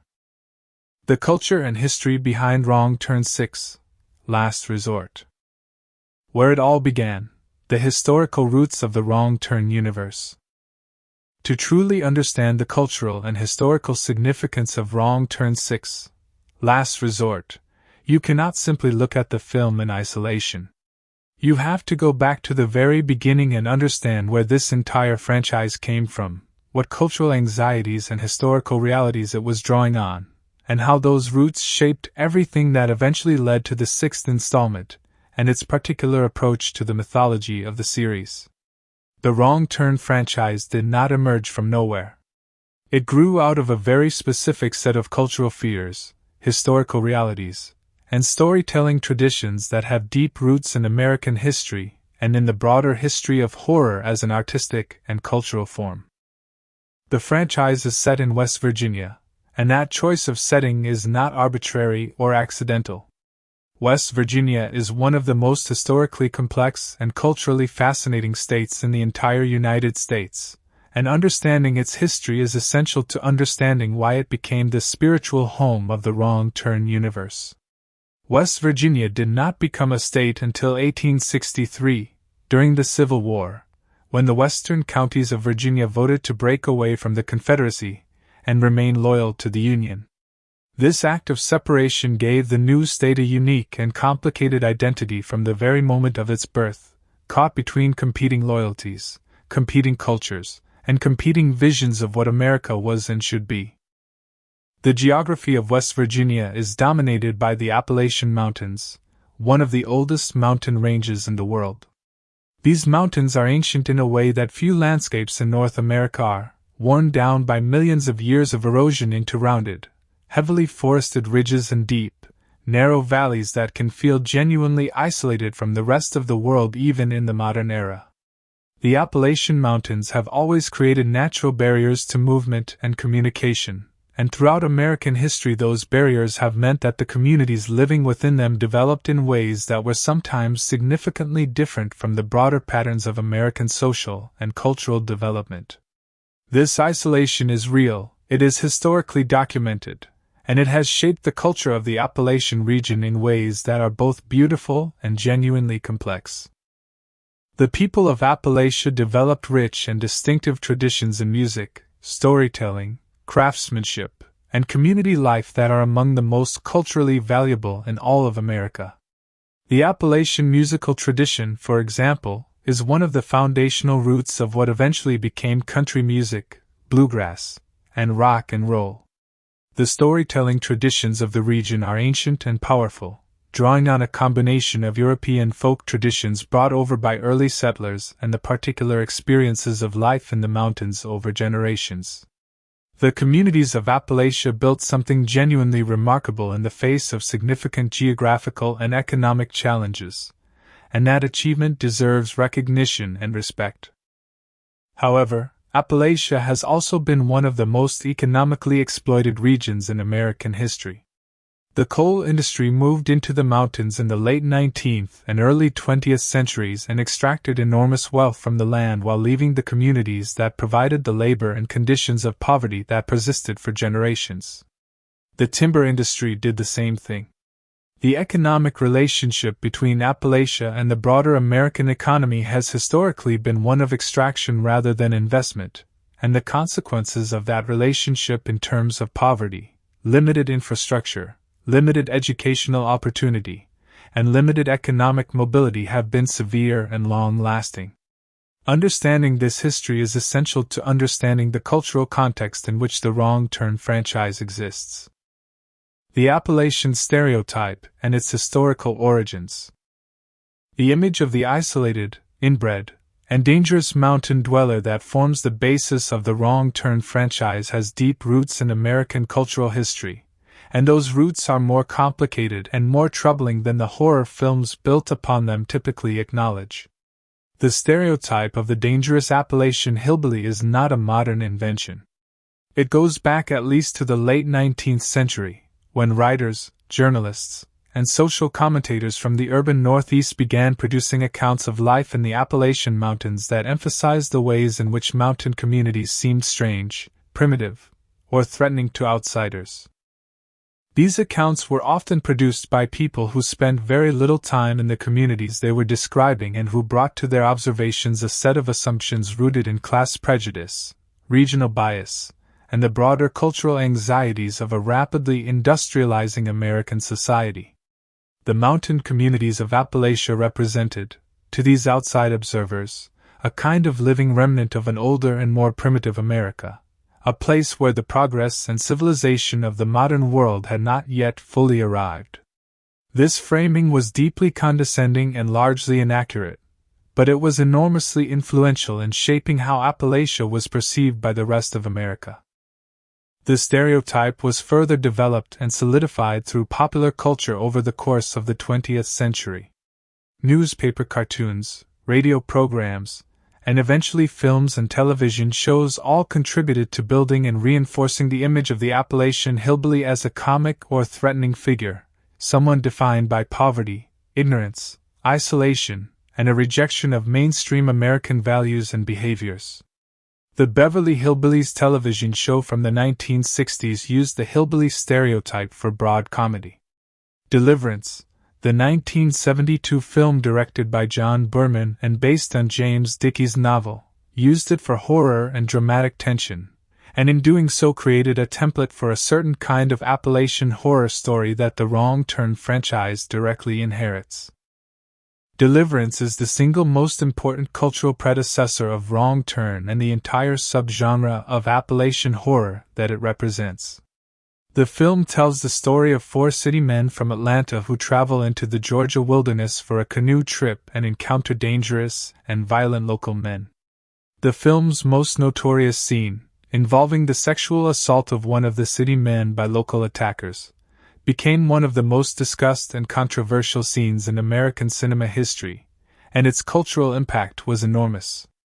After Deliverance, the image of the dangerous, degenerate, and sexually threatening rural outsider became a fixed and powerful element of American horror cinema, and it has remained one ever since. Wrong Turn, when it arrived in 2003, was consciously working within this tradition. The original film took the Deliverance template and pushed it further into the territory of pure horror, replacing the complex and morally ambiguous rural characters of Dickey's story with deformed, cannibalistic mutants who exist purely as instruments of violence and death. This shift from complex characters to pure monsters is culturally significant because it removes the moral ambiguity that made Deliverance so troubling and replaces it with something cleaner and more comfortable for mainstream horror audiences.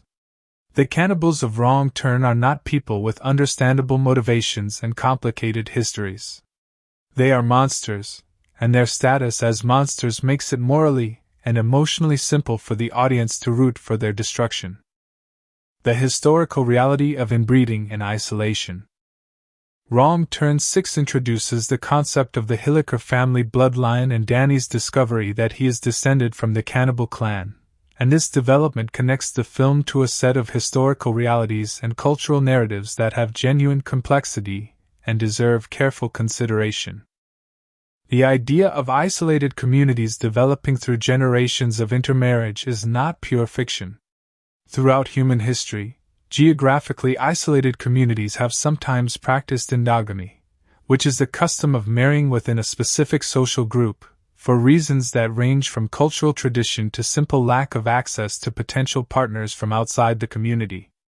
In the context of Appalachian history, the extreme geographical isolation of some mountain communities, particularly in the 18th and 19th centuries before modern roads and transportation infrastructure made travel easier, did mean that some communities had relatively limited contact with the outside world and relatively limited pools of potential marriage partners. This is a documented historical reality, though it is one that has been enormously exaggerated and distorted in popular culture. The biological consequences of prolonged inbreeding are real and can include increased rates of certain genetic disorders and health problems. The Wrong Turn franchise takes this biological reality and pushes it to a grotesque extreme, using the idea of generational inbreeding to explain the physical deformity and extreme violence of characters like Three Finger. This is a creative choice that sits uneasily with the real history of Appalachian communities, because it maps a genuine and complex historical circumstance onto a fictional narrative of pure degeneracy and monstrousness in ways that can reinforce harmful stereotypes about real communities and real people. Wrong Turn 6 complicates this somewhat by framing the cannibalism and violence of the Hilliker clan not simply as the product of biological degeneration but as a cultural tradition, a set of practices and beliefs that have been deliberately maintained and passed down through generations. This reframing shifts the emphasis from biology to culture, from what the Hillikers are to what they have chosen to become and to remain. This is actually a more nuanced, and in some ways more disturbing idea than simple biological determinism, because it suggests that the horror of the Hilliker family is not an accident or a biological misfortune but a way of life that has been consciously cultivated and preserved. The resort as a historical and cultural symbol. The choice of an abandoned resort as the central location of Wrong Turn 6 is culturally and historically significant in ways that add considerable depth to the film's setting and atmosphere. Hobbs Springs Resort, as depicted in the film, represents a particular kind of American historical artifact, the grand rural resort that flourished in the late 19th and early 20th centuries and then declined as transportation changed and American leisure culture evolved. In the late 1800s and early 1900s, natural spring resorts were enormously popular destinations for wealthy Americans seeking rest, recreation, and the supposed health benefits of mineral waters. West Virginia and the broader Appalachian region had numerous such resorts, some of them genuinely grand and luxurious establishments that attracted visitors from across the country. These resorts were built on the belief that the natural waters of the mountains had curative properties, and they operated within a broader culture of health tourism that was a significant part of upper and middle-class American leisure life during that period. As the 20th century progressed, changes in transportation, medicine, and leisure culture made the grand resort model increasingly obsolete. The automobile made it easier to travel further and to more varied destinations. Modern medicine undermined the belief in the curative powers of mineral waters. Changing tastes in recreation shifted attention away from the quiet and restful atmosphere of the spring resort toward more active and varied forms of leisure. Many of the grand spring resorts of Appalachia fell into decline, were abandoned, or were converted to other purposes over the course of the 20th century, leaving behind sometimes spectacular but empty and decaying structures that became part of the physical and cultural landscape of the region. In Wrong Turn 6, Hobbs Springs Resort embodies all of this history. It is a place that was once grand and purposeful, that once represented a particular vision of American leisure and prosperity, and that has now been abandoned by mainstream society and reclaimed by the darkness and isolation of the surrounding mountains.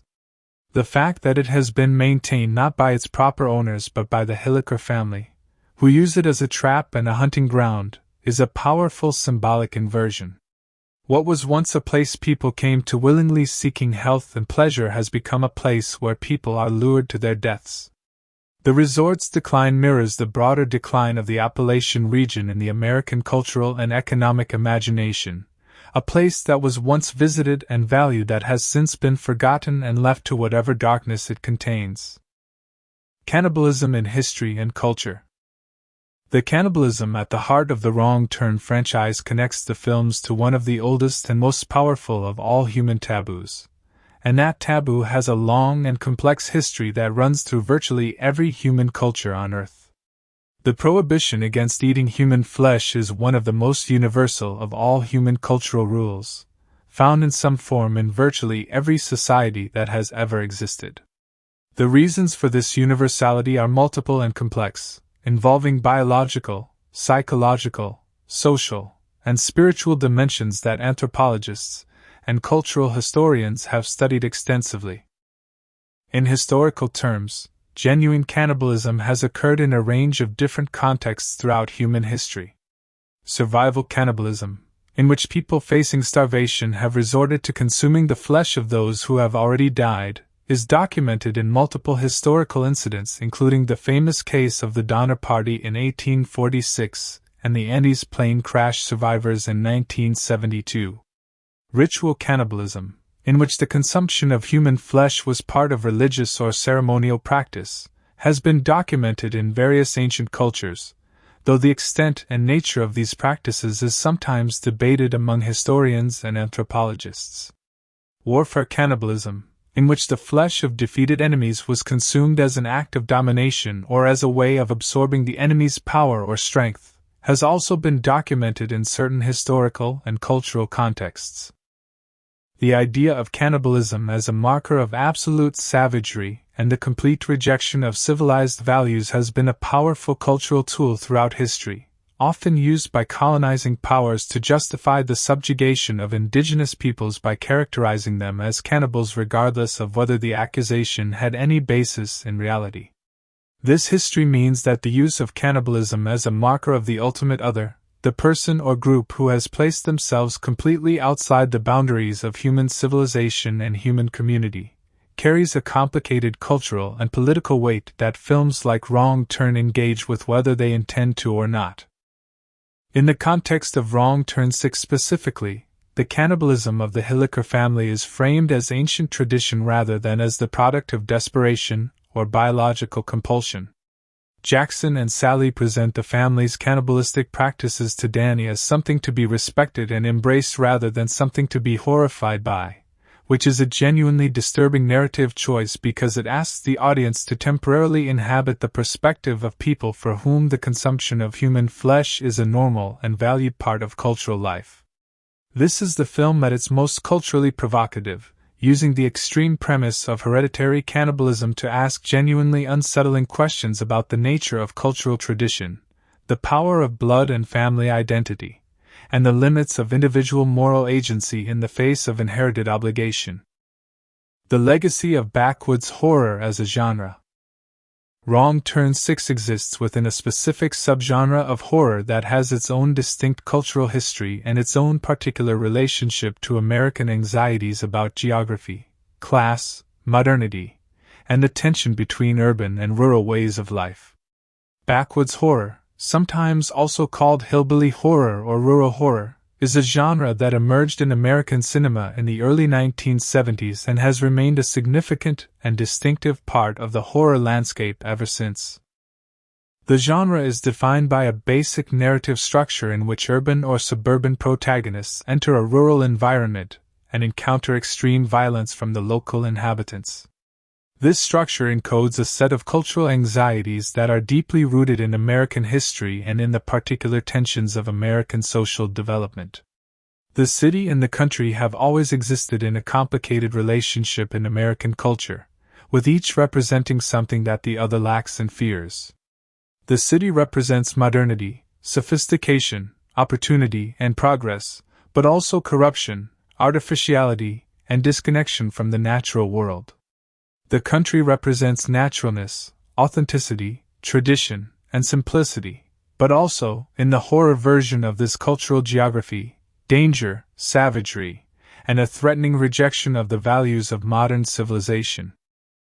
Backwoods horror takes the cultural anxiety about rural spaces and rural people and pushes it to its most extreme expression, creating fictional worlds in which the rural environment is not just different from the urban world but actively and lethally hostile to it. The monsters of backwoods horror are always local. They are always people who have been shaped by and belong to the landscape in ways that the urban protagonists cannot match or understand. And their violence is always directed specifically at outsiders, at people who do not belong, and who have made the mistake of entering a world where the rules of civilization do not apply. Wrong Turn 6 adds a layer of complexity to this genre framework by making its protagonist not simply an outsider who stumbles into danger, but someone who turns out to have a genuine claim to belong to the dangerous world he has entered. Danny is not simply a victim of the backwoods horror formula. He is a potential perpetrator, someone whose true identity aligns him not with the urban outsiders who are being killed but with the rural monsters who are doing the killing. This subversion of the standard backwoods horror formula is one of the most interesting things about the film from a genre history perspective, because it takes a narrative structure that has been largely unchanged since Deliverance and introduces a genuinely new complication into it. The cultural impact of the Wrong Turn franchise. The Wrong Turn franchise as a whole has had a meaningful impact on horror culture since the original film was released in 2003. It helped to revive and redefine the backwoods horror subgenre at a time when horror cinema was largely dominated by supernatural threats and franchise sequels built around iconic slasher characters. By returning to the raw and visceral terror of isolation and rural violence, Wrong Turn reconnected horror audiences with a kind of fear that feels genuinely primal and immediate, the fear of being lost and helpless in a hostile environment with no access to the safety and support systems of modern civilization. The franchise also contributed to the ongoing cultural conversation about how Appalachia and Appalachian people are represented in American popular culture. This is a conversation that has become increasingly prominent in recent years as scholars, activists, and Appalachian communities themselves have pushed back against the stereotypes and distortions that have defined their representation in mainstream American media for well over a century. The Wrong Turn films are not nuanced or sympathetic representations of Appalachian culture. They draw heavily on the most extreme versions of the hillbilly stereotype and deploy that stereotype in the service of horror entertainment. This is a legitimate criticism that deserves to be taken seriously alongside any appreciation of the films as genre entertainment. At the same time, it is worth acknowledging that horror has always worked by taking cultural anxieties and pushing them to extremes, and that the fears being explored in the Wrong Turn franchise, fears about isolation, about the unknown, about the fragility of the protective structures of modern civilization, are genuine and deeply human fears that deserve to be explored in fiction even when the specific vehicles through which they are explored are imperfect or problematic in their cultural assumptions. Wrong Turn 6, Last Resort, as the final installment in the original franchise continuity, carries all of this cultural and historical weight forward and adds its own contribution to it through the specific narrative choice of making the protagonist a blood descendant of the cannibal clan. In doing so, it transforms the franchise's central fear from something external, the danger that comes from outside yourself and from the hostile world beyond your comfort zone, into something internal, the danger that comes from within yourself, from your own blood and heritage and the parts of your identity that you cannot choose and cannot escape. That is a genuinely powerful and culturally resonant idea, and it gives Wrong Turn 6 a depth and complexity that lifts it, at least in its central concept, above the level of simple genre entertainment. That is the complete cultural and historical story behind Wrong Turn 6, Last Resort. This film is not just a horror movie. It is a product of centuries of American history, cultural anxiety, geographical reality, and storytelling tradition, and understanding all of that makes the experience of watching it richer and more meaningful than it would otherwise be. If you enjoyed this deep dive, please hit the like button and share this video with anyone who loves understanding the deeper layers behind the films they watch. Subscribe to the channel so you never miss a video like this one. Leave your thoughts in the comments below. Until next time, take care and keep watching. Here is the complete and detailed ironic historical breakdown of Wrong Turn 6, Last Resort, 2014. The great ironies of history behind Wrong Turn 6, Last Resort. The first and greatest irony, America calling others savage. Let us begin with the single most profound and sweeping irony that sits at the very foundation of the entire Wrong Turn franchise and everything it culturally represents. The Wrong Turn films, including Wrong Turn 6, Last Resort, are built upon a fundamental premise that certain people living in isolated rural areas of America have descended into savagery, cannibalism, and a complete rejection of civilized human values. The films present this savagery as something shocking, something that stands in horrifying contrast to the normal and decent world of the urban and suburban protagonists who stumble into it. The audience is meant to be appalled by the violence and the barbarism of the cannibal hillbillies and to feel a profound sense of relief that they themselves exist in a world governed by civilization, law, and human decency. The enormous irony here is that the very nation producing these films about the horror of savagery and cannibalism was itself built upon acts of violence, dispossession, and brutality on a scale so vast that it dwarfs anything depicted in the entire Wrong Turn franchise combined. The United States of America was established through the systematic and deliberate destruction of the indigenous civilizations that existed on the North American continent before European arrival.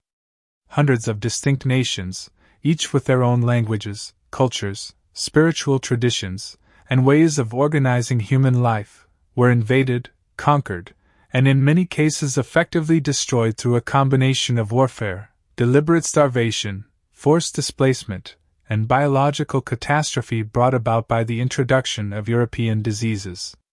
The indigenous population of North America, which numbered in the tens of millions before European contact, was reduced by somewhere between 50 and 90% over the course of a few centuries through processes that included deliberate campaigns of extermination.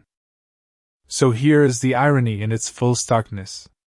A nation that was built upon one of the largest acts of collective violence in human history produces a series of horror films in which the horror is specifically about violence committed by savage and uncivilized people against innocent victims who simply wandered into the wrong place.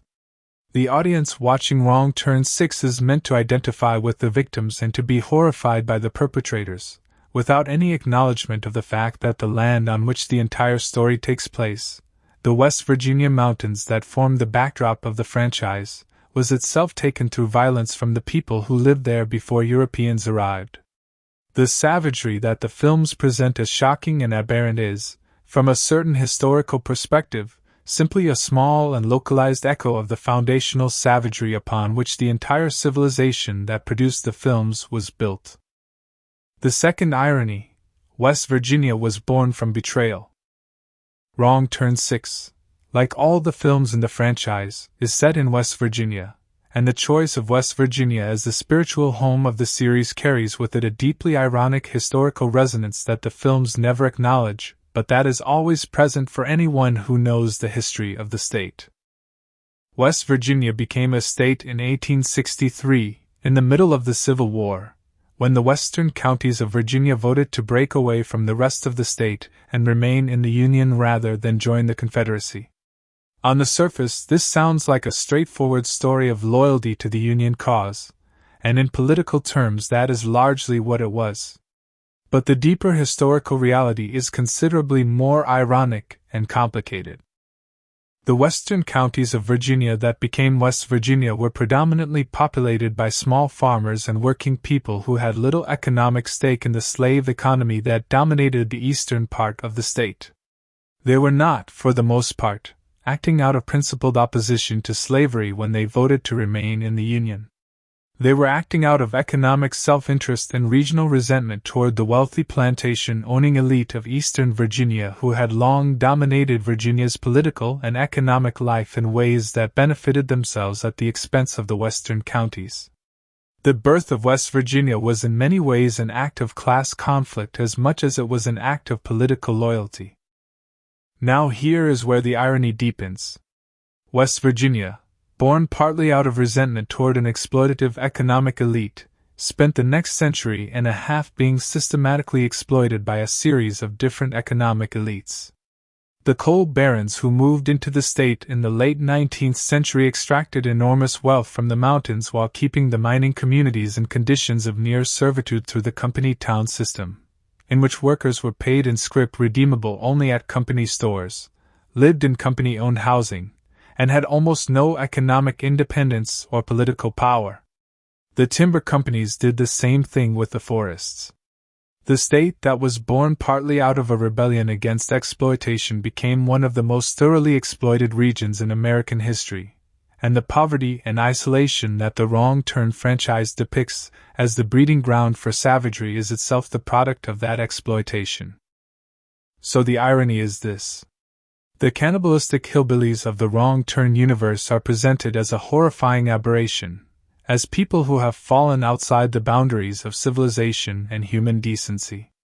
But the civilization whose values they have supposedly rejected is the same civilization that spent over a century systematically stripping their region of its natural wealth while leaving the communities behind in poverty.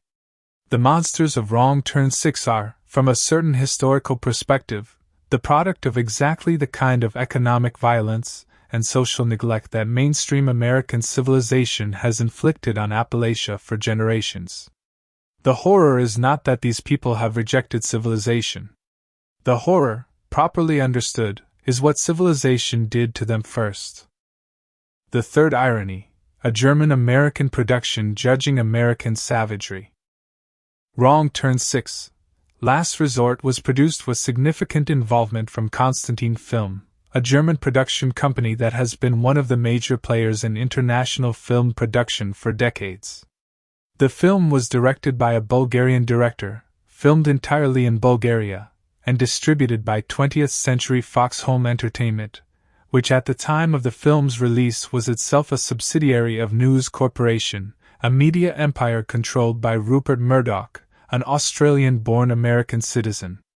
So you have a film that is nominally an American horror film about the savagery lurking in the American wilderness that was actually made by a multinational collection of European and Australian business interests using Bulgarian forests and Bulgarian actors to represent American geography and American monsters. The irony here is rich and multilayered. A story about the dangerous and uncivilized other lurking in the American heartland was produced by people who were themselves outsiders to the American cultural context they were depicting. The Bulgarian forest standing in for West Virginia mountains. The Bulgarian actors in prosthetic makeup representing the iconic American hillbilly monster. A German company financing a story about American cultural anxiety. The whole enterprise is a kind of cultural ventriloquism in which the fears and anxieties of one culture are being given voice by people from entirely different cultures using the physical landscape of yet another country. There is also a particular irony in the German connection. Germany has its own complicated history with ideas about blood, lineage, heritage, and the monstrous consequences of ideologies built around the purity and destiny of bloodlines. The central narrative of Wrong Turn 6, in which Danny discovers his true bloodline and is pressured to embrace the violent traditions of his ancestors because blood is destiny, echoes in uncomfortable ways certain ideological frameworks that Germany itself had to reckon with in the 20th century. The idea that a person's true identity is determined by their blood and that this blood identity supersedes their individual moral choices and personal relationships is not simply a horror movie concept. It is an idea with a genuinely dark ideological history, and the fact that a German production company was financing a film built around that idea without any apparent awareness of or engagement with that history is an irony that is difficult to overlook. The fourth irony, the resort that represents forgotten prosperity. One of the most beautifully ironic elements of Wrong Turn 6, Last Resort specifically, as distinct from the broader franchise, is the use of an abandoned resort as the central location of the horror. The Hobbs Springs Resort, as depicted in the film, represents a place that was once a destination, somewhere that people actively chose to travel to and spend time in, a place that promised health, relaxation, and the restorative power of natural mountain springs. It was a place of promise and pleasure. And now it is a place of death and darkness, controlled by cannibal murderers who use its former hospitality as a lure for victims. The historical irony here is that this fictional abandoned resort mirrors the very real history of dozens of actual resort properties throughout the Appalachian region that followed almost exactly this trajectory from prosperity to abandonment. In the late 19th and early 20th centuries, the mineral spring resorts of the Appalachian Mountains were genuinely fashionable and prosperous destinations. The wealthy came from across the country to take the waters, breathe the mountain air, and enjoy the natural beauty of a region that mainstream American society has since largely forgotten and written off. The abandonment of these resorts is itself a story about how American society's relationship with Appalachia changed over the course of the 20th century. As the region became associated in the popular imagination less with health and natural beauty and more with poverty, backwardness, and danger, the tourist traffic that had sustained the resort economy dried up and disappeared. The mountains that had once drawn the wealthy and the fashionable became something to be avoided rather than sought out. The very transformation that the Wrong Turn franchise depicts fictionally, the transformation of a place of welcome into a place of danger, mirrors the very real transformation of Appalachia in the American cultural imagination from a destination to a threat. The irony is that this cultural transformation was itself largely the product of the same economic exploitation that had impoverished the region in the first place. The coal and timber companies extracted the wealth and left behind poverty and environmental devastation. The poverty and devastation then became the basis for cultural narratives about Appalachian degeneracy and danger. And those cultural narratives then further discouraged investment and opportunity in the region, deepening the poverty and isolation that had given rise to the narratives in the first place. It is a perfect and terrible circle of irony in which the crime and its consequences become indistinguishable from each other. The fifth irony, the cannibal as the true native. There is a deeply uncomfortable but genuinely significant irony in the figure of the cannibal hillbilly as the native inhabitant of the land who kills the outsiders who wander into his territory. In the context of the Wrong Turn franchise, this figure is presented as the monster, the thing that must be destroyed or escaped from, the embodiment of savage and uncivilized violence. But flip the lens of history and the picture looks very different. Throughout American history, the people who were already living on the land when outsiders arrived have consistently been characterized by those outsiders as savage and dangerous, as threats to be neutralized rather than as people with legitimate claims to the land and the life they had built upon it. The indigenous nations of North America were characterized this way by European colonizers. The Mexican communities of the Southwest were characterized this way during the period of American westward expansion. The Appalachian communities themselves were characterized this way by the industrial interests that moved into the mountains seeking coal and timber. In Wrong Turn 6, Three Finger and his family are the people who have always been at Hobbs Springs. They are the ones who know the land, who move through it with complete confidence and mastery, who understand its every secret and danger. The people they kill are outsiders who have come into a place that does not belong to them, drawn there by the promise of an inheritance that represents the property of a family that has been there for generations. From a purely structural perspective, the cannibal hillbillies of Wrong Turn 6 are defending their territory and their way of life against intruders, which is exactly what the indigenous peoples of North America were doing when European colonizers arrived, and which is exactly what those indigenous peoples were condemned and destroyed for doing. The irony is not that the cannibal hillbillies are sympathetic, or that their violence is justified. The irony is that the narrative structure of the film, in which the native inhabitants of a place killed the outsiders who intrude upon it, is a mirror image of the narrative structure of American history, in which the native inhabitants of a place were killed by the outsiders who intruded upon it. The horror of the film is the horror of American history reflected back in a distorting mirror, transformed from history into nightmare, from perpetrator into victim, from civilization into savagery. The sixth irony, the inheritance that traps. Wrong Turn 6 is specifically driven by the plot device of an inheritance. Danny receives a legal inheritance of the Hobbs Springs Resort and travels there to claim it, and it is this act of claiming his inheritance that leads him and his friends into the horror of the Hilliker family legacy. The inheritance, which should represent opportunity and good fortune, turns out to be a trap. The property Danny has been given is not a gift but a lure, designed to bring him back to the family he never knew and to the identity he never chose. The historical irony here is exquisite. Throughout American history, inheritance has been one of the primary mechanisms through which wealth, power, and privilege have been transmitted across generations, and it has also been one of the primary mechanisms through which dispossession, debt, and obligation have been transmitted across generations. For wealthy families, inheritance represents the accumulation and perpetuation of advantage. For poor families, inheritance can represent the accumulation and perpetuation of disadvantage, the passing down not of assets but of poverty, debt, obligation, and limitation. In the context of Appalachian history specifically, inheritance has often been a deeply complicated and sometimes deeply damaging thing. The mineral rights to vast tracts of Appalachian land were sold or signed away by earlier generations, sometimes through fraud or coercion, sometimes through simple economic desperation. And the consequences of those transactions were inherited by subsequent generations who found themselves living on land that they nominally owned but from which they could not benefit because the rights to what lay beneath the surface had already been given away. The inheritance of the land came with the inheritance of someone else's prior claim to its most valuable contents. Danny's inheritance in Wrong Turn 6 works in exactly this way.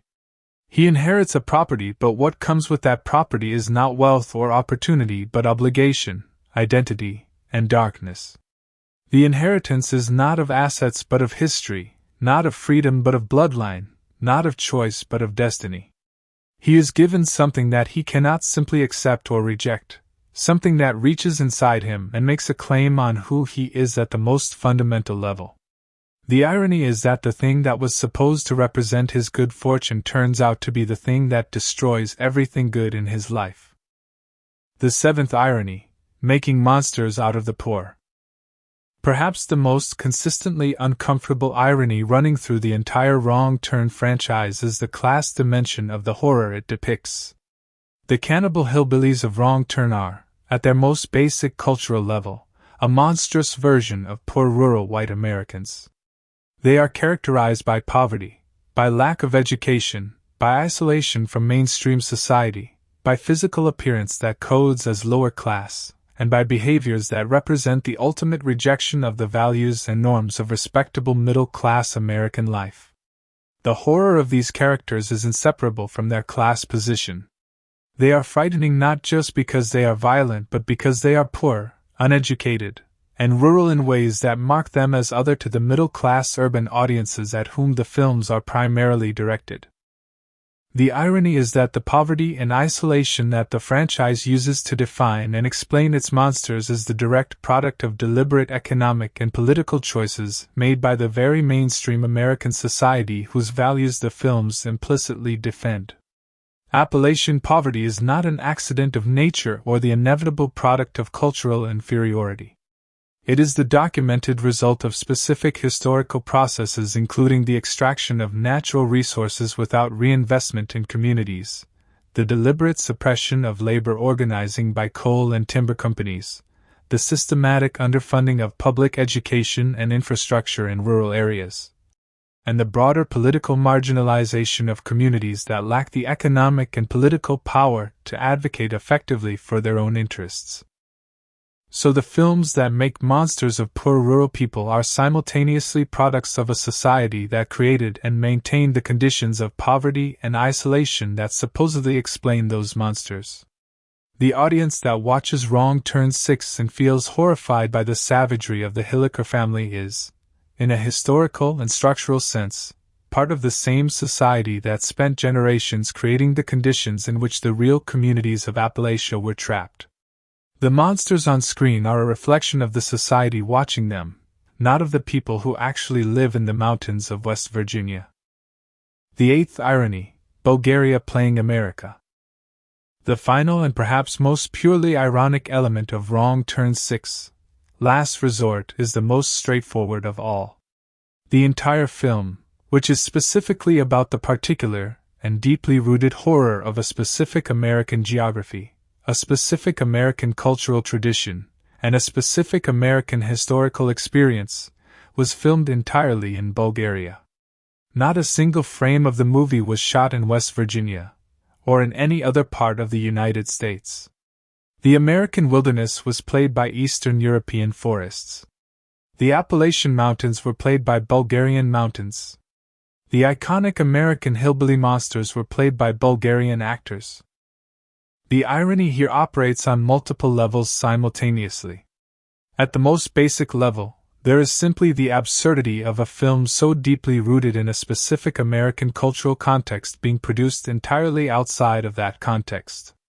The cultural specificity that gives the Wrong Turn franchise its particular resonance and power is entirely simulated, reproduced through the skill of the filmmakers and the visual similarity of the Bulgarian landscape to the American one, but fundamentally artificial. The authenticity that the franchise claims through its connection to a real place and a real cultural history is, in the literal physical reality of the film's production, entirely fake. But there is a deeper irony here too. Bulgaria, where the film was actually made, has its own complex and fascinating history that includes centuries of Ottoman occupation, a complicated experience of communist rule in the 20th century, and a post-communist transition period that brought its own profound social and economic disruptions. The Bulgarian forests where the Wrong Turn 6 cannibals hunt their victims are forests that have their own genuine history of violence, displacement, and cultural trauma that is entirely different from but no less real than the history of Appalachian America. The people of Bulgaria, whose landscape and whose labor made Wrong Turn 6 possible, were used as a backdrop and a resource for a story about American cultural anxieties without any acknowledgement of or engagement with their own history and their own stories. In this sense, the production of Wrong Turn 6 in Bulgaria replicated, in miniature and in a far less harmful form, the same basic dynamic that defined Appalachia's historical relationship with outside economic interests. Bulgaria's landscape and its people were used as resources in the service of someone else's story, without any particular interest in or awareness of what their own story might be. That is perhaps the most perfectly circular irony of all. A film about the monstrous consequences of exploitation and dispossession was itself made through a process that, however benign in its intent and consequences, structurally replicated the dynamic of exploitation it was supposedly exploring. The history inside the film and the history of making the film turn out, on close examination, to be mirror images of each other, which is either a profound coincidence, or a reminder that the patterns of history have a way of reproducing themselves in everything human beings make, including their horror movies. That is the complete ironic historical story behind Wrong Turn 6, Last Resort.